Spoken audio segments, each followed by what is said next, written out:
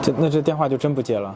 不接，因为我们难得休息一天噻，接了在这里呢不做，有时老客人说不下这个情了。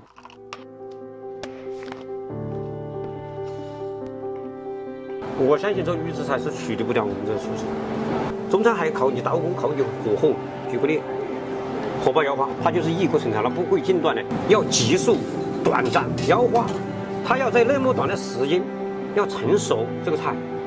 你必须要上花18秒，它可以熟。你的18秒你就熟不了，它是里面还有血。